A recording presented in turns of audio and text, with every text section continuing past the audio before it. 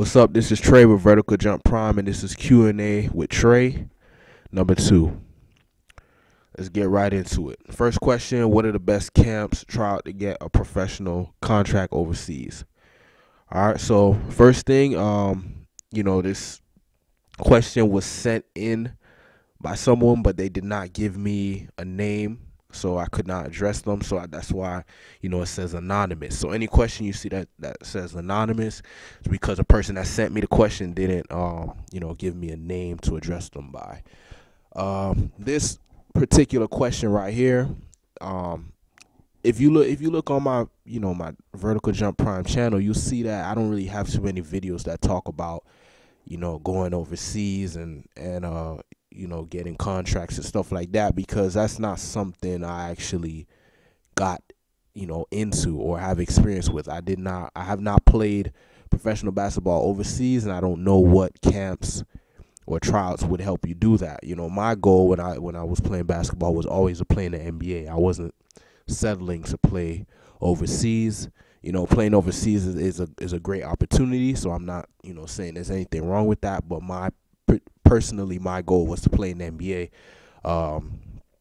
So I never ever did anything with the mentality or with the end goal of playing in, overseas. So I don't really know what the best camps or trials would be to, get a contract to play overseas. I guess you could, do some research about that and find that out. But me personally, from my experience, I don't have no experience with this, with getting a contract overseas. So I couldn't really tell you what the best camps are. I would just say to play, any opportunity to get your name out there, to be known is a great opportunity. You know what I'm saying? It's always, playing at any camp is always going to be better than sitting at home. So I would just take advantage of any camp. Obviously the more popular ones, the ones that actually, attract athletes that play at a high level, that attract scouts and stuff like that.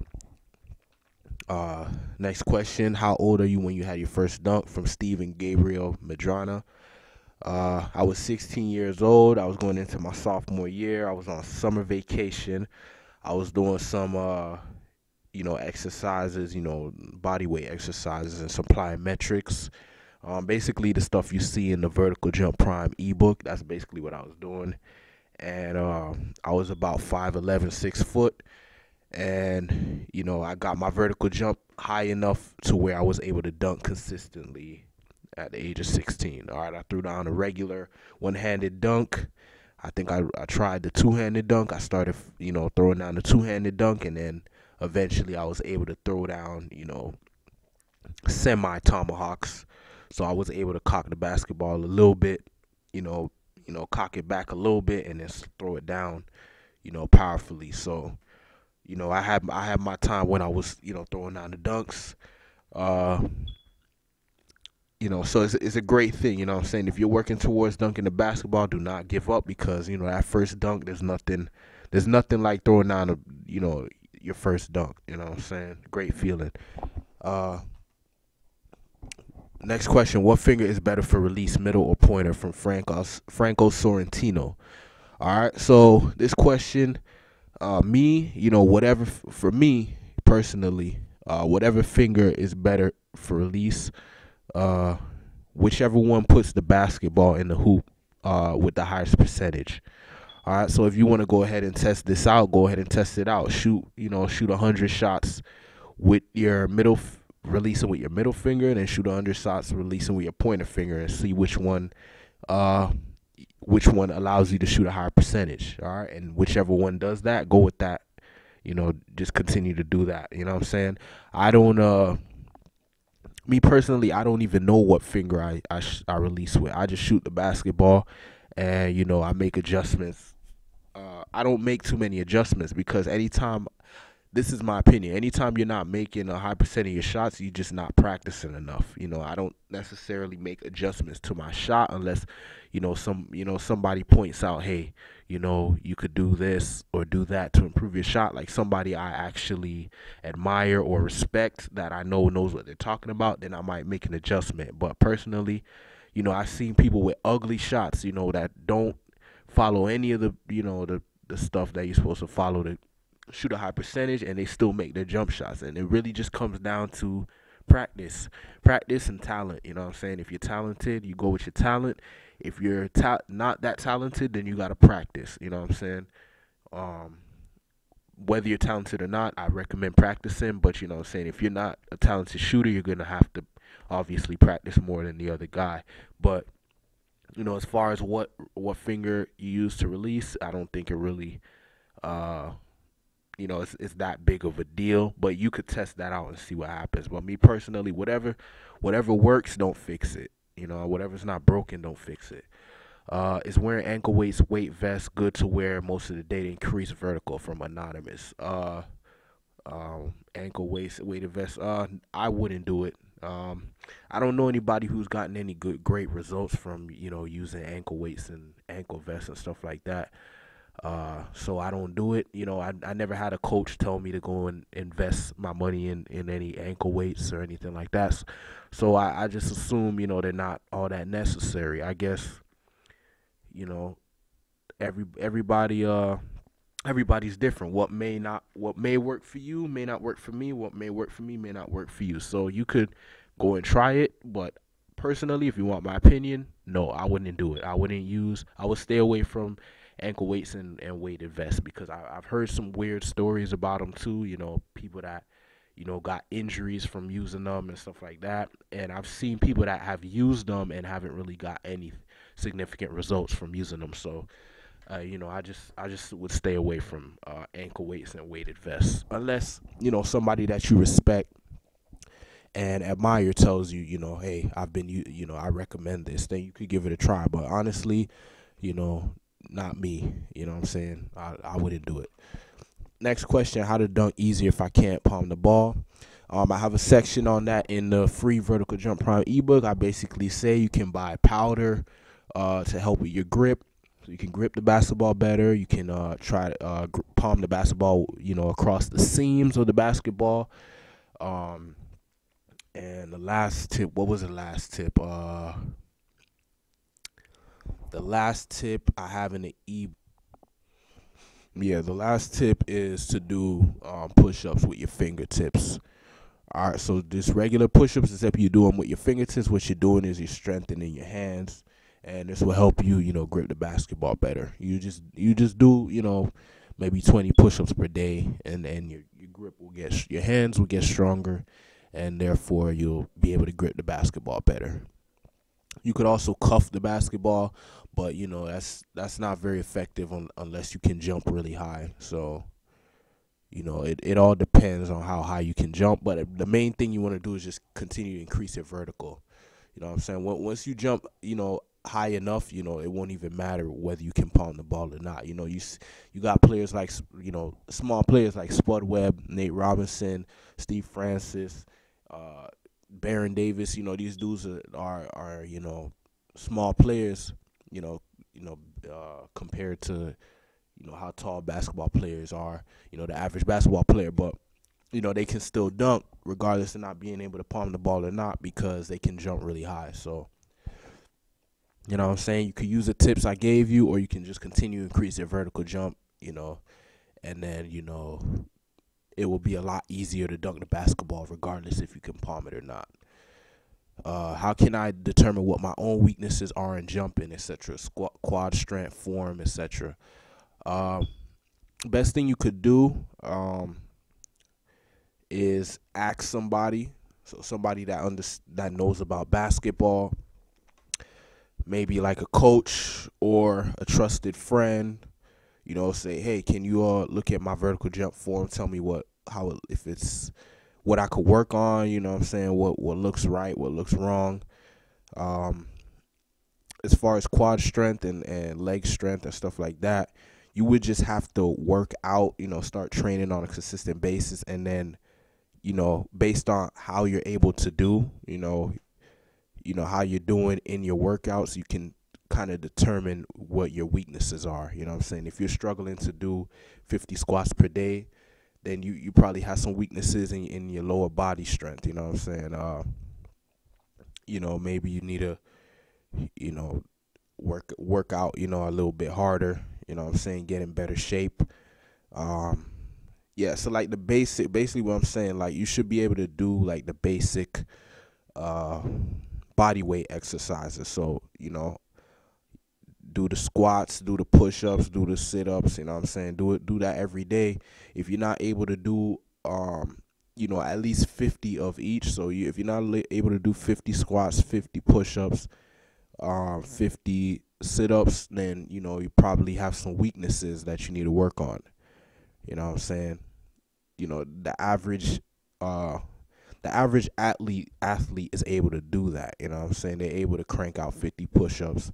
Um, and if they can't crank out 50 push-ups, then they're probably just maybe a heavy set athlete, and then that's understandable.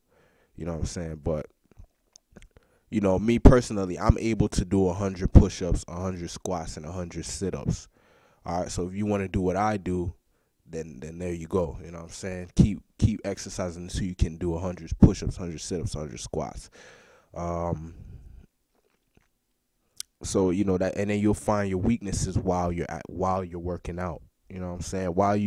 When you work out, you will notice what you need to work on. You know what I mean? Other than that, like I said, you can ask somebody to look at your form. You can compare yourself to others. So compare yourself to someone who is strong. You know what I'm saying? So somebody who has strong quad strength, compare yourself to them. What are they able to do, and what are you able to do? If there's a huge gap in between what they're able to do and what you're able to do, maybe that's a weakness that you need to work on. All right. You know what I mean? Yeah, so that's basically my best tips for that. You know what I'm saying? You can analyze yourself by working out and just adjusting. Or you could get somebody that understands basketball, not a random dude that just likes to play video games. Like somebody that actually knows, what I'm saying, what a good form looks like, that knows what strong quads are able to do. Ask them, what you need to work on. Maybe work out with them. Go to the gym. You know what I'm saying? Talk to some of the people in the gym. You know what I'm saying? Because I'm not there personally to look at your situation and say, oh, okay, you need to work on that. I don't know. So you would have to ask people that know in your area, or you're gonna have to just trial and error. Work out, see what works, what doesn't work, improve upon it, get better, and just keep moving forward. You know what I'm saying? Good question, by the way.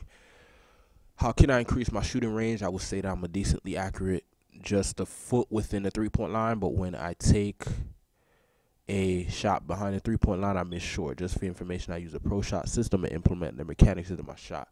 All right, so that's great. You use the pro shot system. That's great to hear.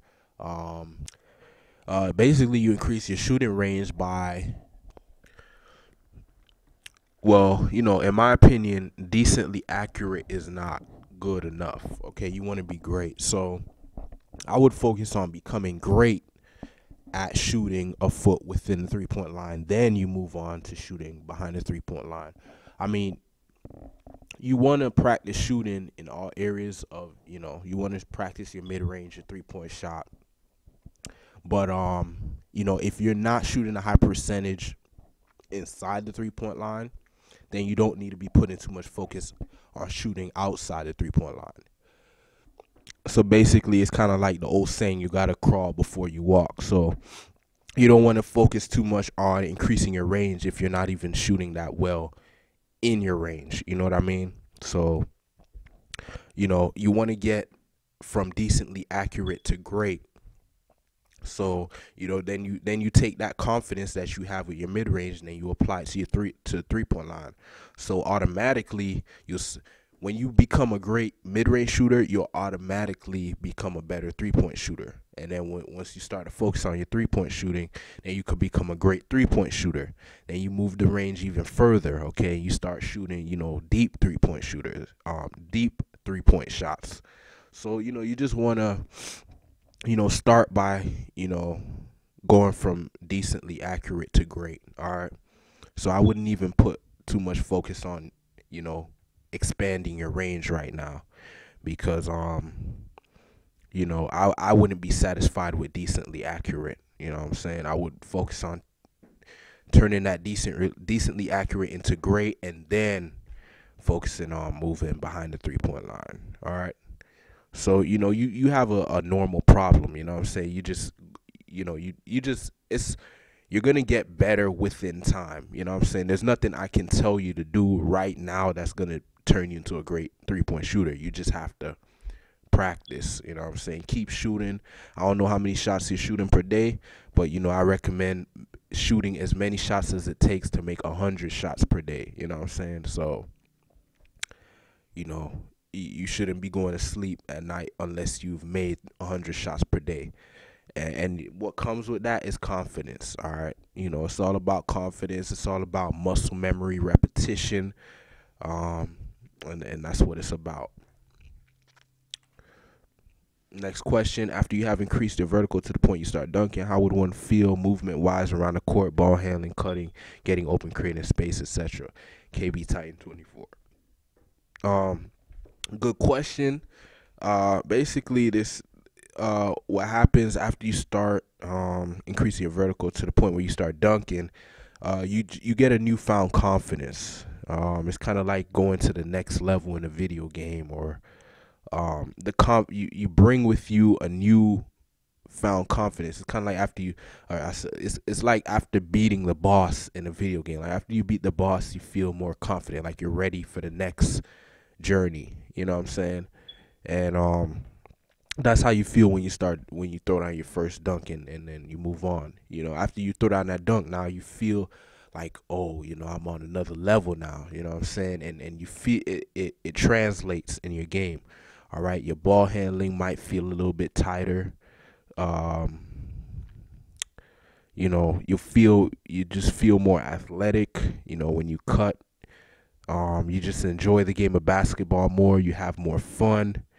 You tell your teammates to throw you alley oops and stuff like that because you're more confident in your vertical jump, and it just gets more. You get more joy out of the game of basketball when you're able to dunk. All right, when you're able to jump higher, it just makes the game a lot more fun. That's what it comes down to. You'll probably find yourself spending more time on the basketball court, spending more time practicing, and you'll get even more obsessed with doing better dunks. So once you throw down your first dunk, that's not it. You know what I'm saying? You're not like, okay, I can dunk now, I can stop increasing my vertical. Like, no. Once you get a taste of how it feels to dunk, now you want to do, what I'm saying, back scratches, and you want to do tomahawks, and you want to do 360s, and that's going to motivate you to work on your vertical even more. So it's a great feeling, you know what I'm saying? And I recommend anyone who wants to dunk to keep pursuing that goal. Keep striving for better, and don't give up. All right. Next question: how do you have freedom of doubt and go out there without having chills and anxiety? So I guess you're talking about like the question is from KB Titan 24, and I guess you're talking about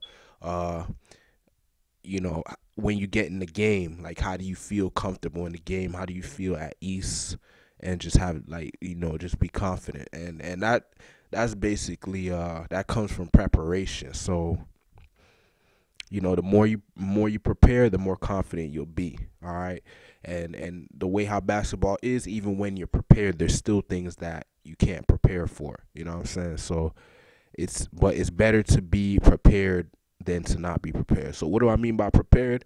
I mean, how many hours did you practice before you got into this game? You know what I'm saying? Did you address your weaknesses?